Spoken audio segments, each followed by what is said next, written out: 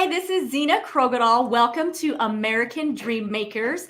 I am your host today, and I'm really excited about our guest. Before I introduce our guest, though, let me play my intro video. Hang on just a second.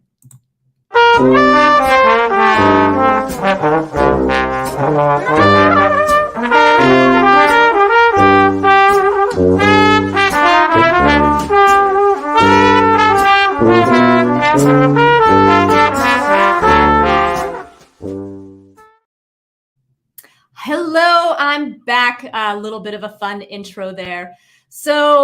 Today we've got a fantastic guest. And before I introduce and bring him on, I do want to ask that if you are watching this, if you could please share this out, we'd appreciate it. And then if you have any questions, please be sure to put it into the chat.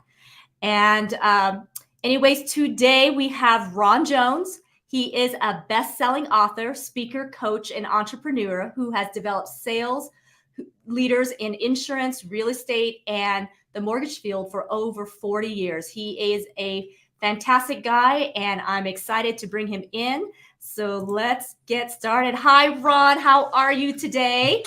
Hi, Zena. Thank you for having me on your show. Oh, we are so glad you took some time off. I know you're a busy, busy fellow, so thank you so much for being here. Absolutely. So tell us about it yourself. Well, as you stated in the intro, I've been working in the insurance industry off and on since the 1980s. Back in the early 80s, I was in the real estate business, and we had a crash in '86, and so I went from being a millionaire by the age of 27 to being completely broke by the age of 30. So that wasn't very that wasn't a very long period of time. I enjoyed it while I had it, but it made me understand the importance of it let me know what it felt like to have that kind of money, but it also gave me the opportunity to learn from the things that happened. So um, I got in. I went back to school. I got my degree, and then was a counselor for about 9.5 years. Kind of did a few other things, and then I uh, that entrepreneurial spirit kicked back in again, and I got into insurance, and I found that that was really my home. And so in I made that my career for the rest of my career until I semi-retired in 2016. Most of my career in the insurance industry was recruiting. So I went from being an associate to a trainer, and then became a recruiter where I built my own team. Then in 2016, I decided that it was time to um, kind of venture out on my own, in respect of um, that instead of just doing it for myself, that I would get in there and start recruiting for insurance companies and agencies, and helping insurance agents as far as to be retained in the business. Uh, you know, um, Statistically, people that come into the business, insurance business in particular, um, don't stay in the business. In fact, 92% or 98 or 92 out of 100 people don't ever renew their insurance license once they get it. So those aren't very good odds. And then when you consider the Pareto principle, the 80-20 rule, it doesn't even meet that. And so really, all we were seeing were the people that were making it in the industry. um, I started seeing a common theme. So that's when I decided that I would start my own company, which is RO Virtual Marketing. It started out as RO virtual recruiting and then RO virtual recruiting and leads. And then now we've ultimately ended up with RO virtual marketing. And so what we do is we do help insurance companies and the agents to actually to get qualified candidates in front of them so that they can save their time and energy and save a lot of money by letting us put the right candidates in front of them. And then once they have recruited those candidates, then we can help those agencies to develop their teams. Now, we do our mantra is recruit, train, and retain, but really it's really recruit, develop, and retain. The only reason why we don't really talk so much about development and training is because it flows off the tongue a little bit easier. But really, um, it is more about development. And it's really because where I found a gap in the industry was, and the reason why we had so many people that were leaving the industry was, we've evolved from when I got into the insurance industry in the 80s after losing everything in the real estate business. And of course, we didn't have cell phones back then, and it was a completely different game. And in fact, I was recruited by the newspaper. I was sitting on my uh, couch, and my wife and I was feeling sorry for myself because I had lost everything. And my wife handed me a newspaper with some circles around some ads and said, I think it's time that you go find something to do. And so I ended up in the insurance business. And so, um, and then and throughout um, the, the history of insurance, the people that made it were the ones that had people there that cared about them. They had mentors and they had coaches and they had somebody that would go out with them. Um, you know, so, like somebody might have an appointment on a Saturday morning and they would, get up, go out with them, and uh, and if they had a no show, then they would go door knocking. They would go and they would do something. So there was a lot of hand holding and then coaching and developing along the way. But what we were finding, especially as the internet came along and people started recruiting by job boards, and we lost that touch that was there before. And so that's one of the reasons why that we have the issue that we have today. And so when we started our company, that's why we decided that we just didn't want to recruit, but we wanted to recruit the type of candidates that were good quality candidates. And then that if the person that was recruiting them didn't have the time or the ability to develop them, we would step in to do that. And which in turn, they were able to make the kind of money that they could make to support their families and then stay in the business.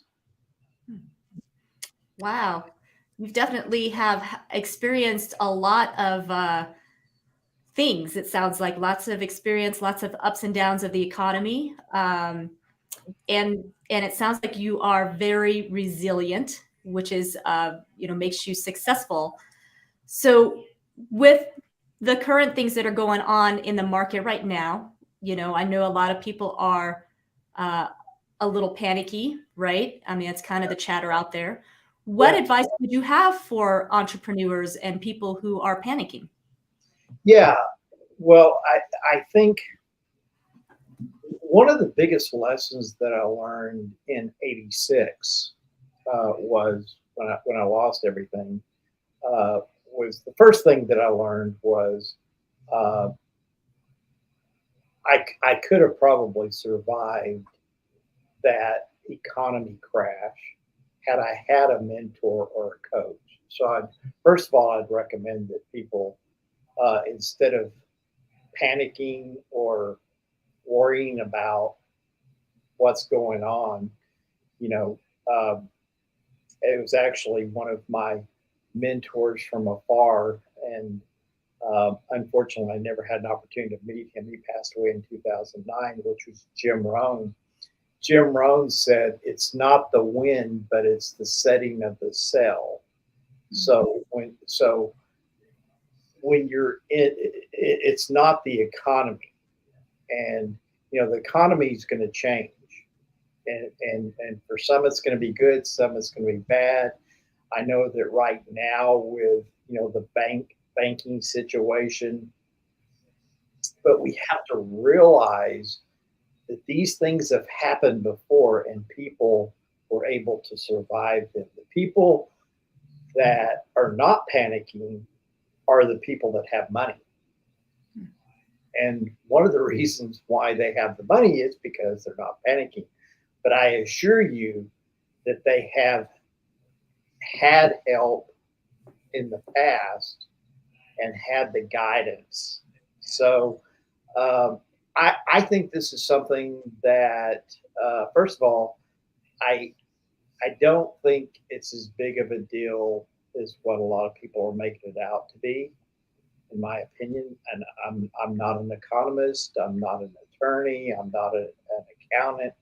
So anything that I'm saying, I'm doing my disclaimer now. So anything that I'm saying, you can take it for whatever it is. But I I don't see it. I see it as micro instead of macro, especially.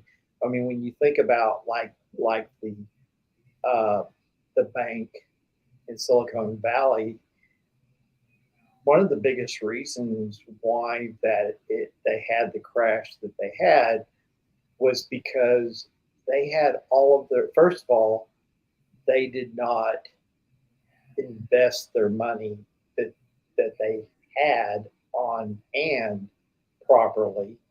But the other thing that about that is that they were in a niche. The majority of the people that they were giving money to were tech startups. So most of the banks out there are very diversified, and they they're not investing your money that they consider to be their money, but they're not investing their money in long term investments like the bank in Silicon Valley did. So that being an example, um, hey, prices, of things, they've gone up and gone down. My wife and I were talking about this the other day, where we remember when gas broke $1 a gallon, which really wasn't that many years ago. Seems like forever now, but I remember talking to a guy at the gas pump and saying, "Hey, man, seems like we're going to have to take a loan out to get gas when it broke $1." And now I just paid $3.19 a gallon. So and we're doing fine. We're doing fine financially, and it's because of having uh, good guidance and not panicking and doing the right things. I like that you said that the people who have money right now are the ones that aren't panicking, and that is probably something a lot of us need to hear, because the panic causes you to make not so wise decisions, and therefore, and what I understand, and I think the natural thing to do is to want to pull back and not spend any money, right? Not to invest even in the business because I've got to hang on to what I have just in case. But really, probably what needs to happen is what you're saying: get yourself some mentors and coaches, spend it where you need to build the business. Is that Yeah. okay? Yeah. So as an example, and again, I'm not saying that I think that what I'm doing, I am taking advice from some very wise people that have been there before and that have B's in front of their dollars instead of M's. So I am taking advice from people that have truly have billions of dollars.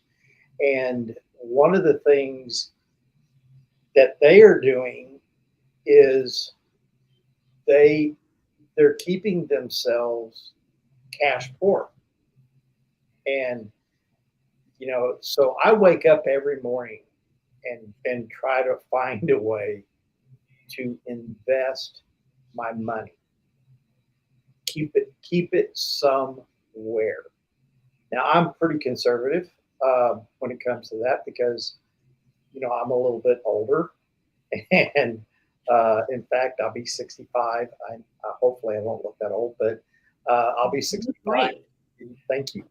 I think it's the NAD. I get IVs about every week, so and I think it's the NAD. But anyway, um, so I do try to. It, I want to make sure that my money is working for me in some way. And if I wake up every morning and look at my bank account, um, and there's a whole lot of money in my bank account, there's something wrong. I mean, which is, most people are going, Ron, are you absolutely out of your mind? I mean, why would you want to save it? Well, having money in your account, even if you're making anything off of it, setting in your account, you're not going to make more than 1%. You know, you can invest in just about anything and make more than 1%. And I'm not telling anybody what to invest in, but I think people should, like say, I'm pretty conservative with the type of investments that I make.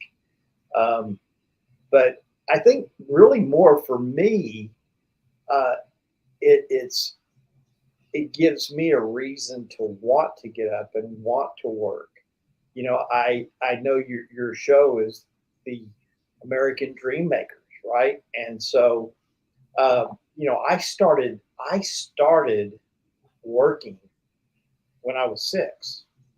I shine shoes for my lunch money. I'm the product of a mother that was 17 years old when she had me. She didn't have a high school education. She was a waitress. And if I wanted to have lunch with my friends, I had to earn the money. And so I shined shoes for lunch money. I didn't know then. I just I thought other kids did that. I didn't know that I was an anomaly. So, but I'm grateful for it because I think it made me the entrepreneur that I am today. And it made me realize that if I want something, I have to go out and make it happen myself. I can't rely on anybody else, nor do I want to. The other thing to that now in on the other side to that is like I said, I'm almost 65 years old, and I think it was Colonel Sanders. If I'm not sure of the age exactly, but I know that he was in his 60s when he started Kentucky Fried Chicken, and so I don't, and I am uh, I consider myself to be a Christian, as far as my religion is concerned, and nowhere in the Bible does it say anything about retirement. And so I don't ever see myself retiring. And so I don't worry so much about the economy. I don't I don't worry about who the president is. I don't worry about if it's a Republican or a Democrat. I know which way I lean. Some people that are very close to me know what that is. Most people don't, and because I don't think it's important, you know. But I don't let those kind of things bother me. I just, every morning when I get up, I have a routine that I go through. Part of that routine is looking at my accounts, seeing how much I have in my accounts, and if I feel like I have too much, I'm going to try to find some place to put it. I'm going to try to spend it, and it might be on um,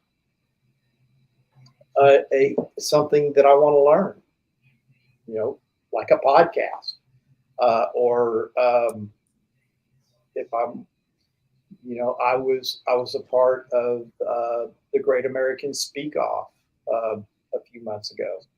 I I felt like I was the groomsman and never the groom, because I kept making it past to the second level, which is only less than 5% of the people. And I tried out at two different places, and I made it to the second level twice, which is less than 5% of all the people that were there, and there were thousands. But I never made it to that last level. So one of the things that I'm looking at doing is hiring a coach so that next year when I go to the Great American Speak Off, I can be on that stage, because they only have four people on the stage out of thousands and thousands of people. But so that's one of the ways that you can make sure that you don't have any money in your account. I know that's counterintuitive, and it almost sounds ridiculous. But the thing about it is that way of thinking has always made it where I've never really had to worry um, about money. And the best thing that ever happened to me was losing my first $1 million. That was the very best thing that happened to me. I learned what it meant that early in life, that not everybody that says that they're your friend or your friends. Hmm. It's one of the valuable lessons that I learned.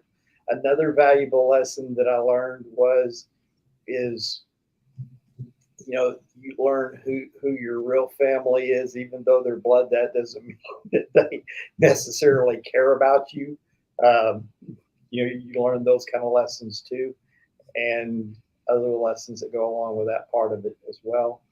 But I think the greatest lesson that I learned is hey, if you lose it, you can always get it back. So I would say don't panic and try to spend everything that you have in some way.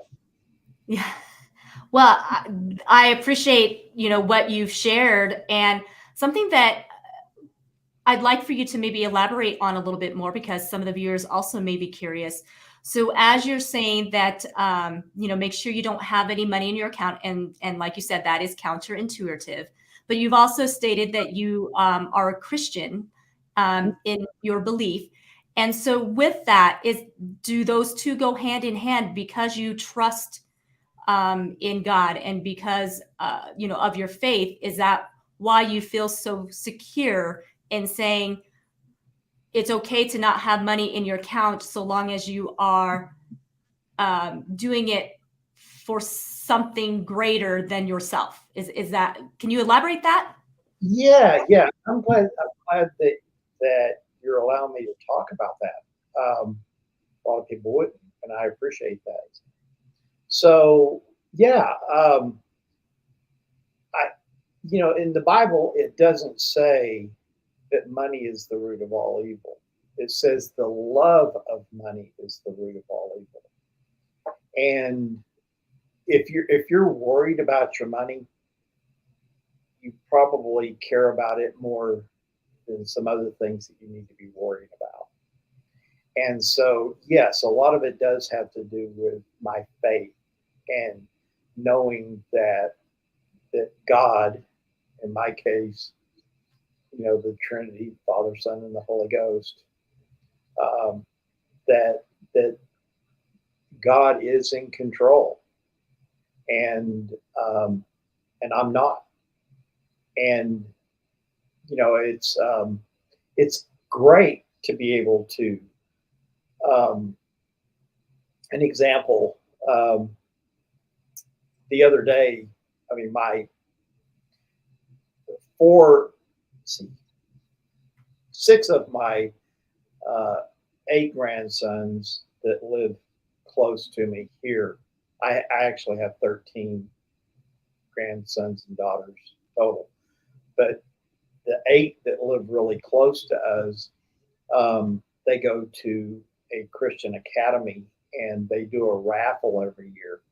And so it was really it was fun to be able to, when they call me Pawpaw. And so the other day, um, one of them asked me if I was going to buy some raffle tickets from them, and I said yes. And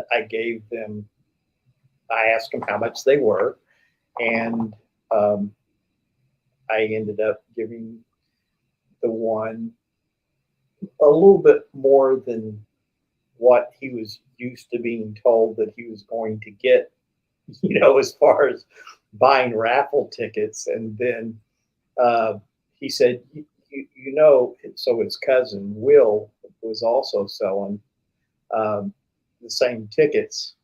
And he said, "So are you going to buy some from Will?" And I said, "Yep, I'm going to buy exactly the same amount." He was like, and so being able to do that, and that's part of that every day going into my account. It's one of the things that I do. I wake up, I'm an early morning person, so I get up really, really early. My wife thinks I get up way too early. But part of that routine is going in and making seeing where I am, from a financial standpoint. And I knew how much I could give. And then, when they had a building fund, to be able to commit to that building fund, and so that is part of the giving, and I do believe that we should give our first tenth, not the first tenth of the net, but the first tenth of our earnings should go, uh, to uh, God, and it's His anyway. I'm just a steward of His for Him, and so yes, it really, and if you keep that mindset, you'll be fine. At least I have been. Yeah. Yeah, and I'm appreciate you elaborating on that because you're right. A lot of people don't kind of go down there to talk about, what that all means. And so I'm grateful that you were able to share that portion. And I'm also glad that you just mentioned about being a steward over the things that God has given you. And it's not just money. You've also been a steward, from what I'm hearing from what you're saying. You've been a steward over the gifts and talents and the resources that God has given you, and you have built a business helping others to do the same thing. Is that correct? Did I hear that all correctly? Yeah, Wonderful. yeah, exactly. Yeah, and at this point in my life, I mean, I people that do, like my accountant, for example. I mean, he knows exactly what my financial situation is, and he knows the reason why that I'm not ever going to retire. Of course, he's older than I am, and he doesn't ever plan on retiring, so we have that in common. But at this point in my life, it's more important for me to give back. I mean, I'm fine financially, and now, I'm also, you know, it's one of those deals where I don't have to have the money, but I'll take the money. So, but only so that I can find ways to get rid of it. I'm not gonna. First of all, you can't ever outgive God, and even if you don't believe, even if you're not a believer, and there are some people that I have that are friends that have significant wealth that aren't believers, but they believe in the principles. And some of them that aren't believers like I am are much bigger givers, from not necessarily from a percentage standpoint, but from a monetary standpoint, and from giving of their time. I have a great friend. In fact, I'll go back to, I had a gentleman at my house yesterday that was giving me um, those an NAD IV. And the other thing that was giving me, we're getting feedback there. Yeah. Sorry So about that's all right. So when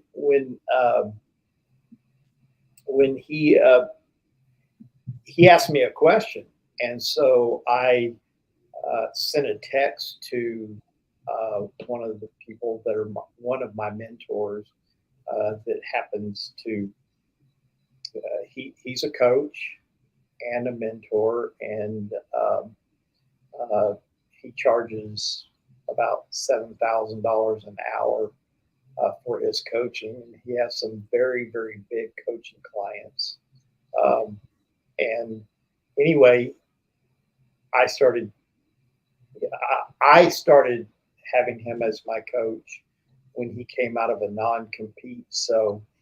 Uh, so when and Ken knows who I'm talking about, but if you know Ken Walls, but uh, and but when he came out of his non-compete, I was one of his first clients, and at that time, which was a lot of money for me, I went ahead and bit the bullet and hired him as a coach.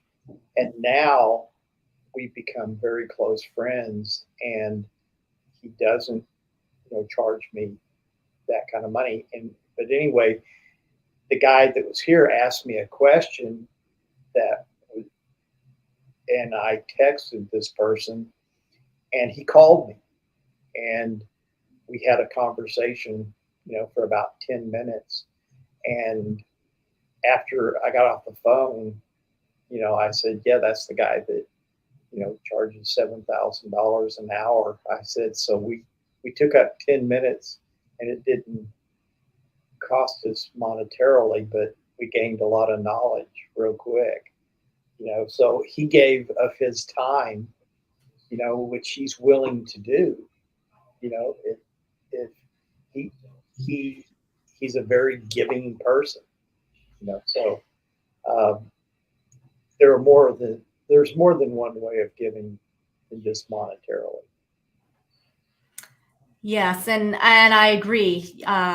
When you apply the principles, even if you're not a believer, you really do reap what you sow. Is what I believe is what it comes down to. There's just certain things in, that you do. Whatever you plant, whatever you sow, is going to be the fruits you're going to reap at some point. And so I love that you shared so deeply, the reasons why you do what you do. It sounds like you really want to give back to others what you've been given, because you had that mentorship. You had somebody pull you up out of the miry pit, so to speak. Now you want to be the one to be able to help others come out of that, which is why you do your coaching and your sales leading, correct? So that's fantastic. And so in this time with uncertainty, as we were kind of mentioning, many business owners are feeling like they need to pull back and maybe not build their team, because they're a little scared. What would you say to them right now? Because I do know of many entrepreneurs who are a little hesitant to build their team. They're like, oh, we might need to downsize. But what do you say about that? I know it's counterintuitive, but you know, I think you need to go against the what everybody else is doing. I think you need to be pouring more into your team. You need to be building your team. Now is a great time to build your team. It doesn't matter if you're in network marketing. It doesn't matter if you're in insurance. It doesn't matter if you're in real estate. It doesn't matter what type, and if you're in sales, it doesn't matter. And it really doesn't matter what type of organization it is that you have. I mean, there are some, in fact, I have found that the best opportunities are when the economy isn't that great. I mean, when you think about it, I mean, that's when the best real estate deals come along because people panic, right? And so it's going to create opportunity for you to get something at a more with a greater value for less money because somebody feels like they're more involved in worrying about what's going to happen instead of embracing what's going on and doing just I think you need to go against the grain. Yes, for sure.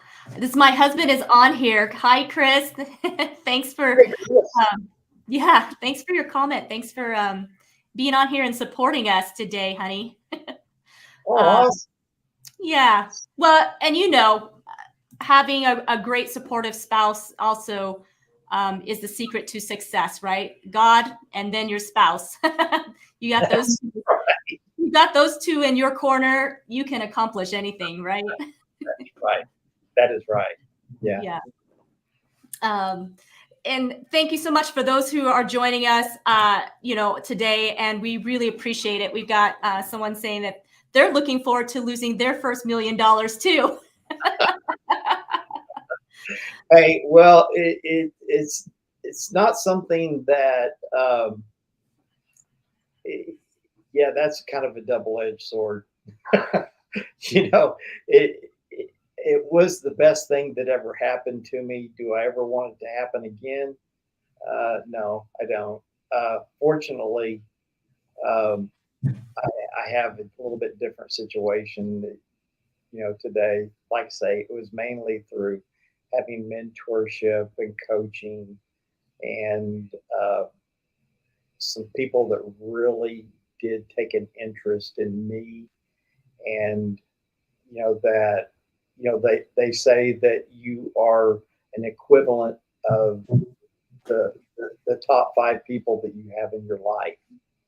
And so I've been very fortunate to have some people in my life. Tomorrow I'm going to a mastermind.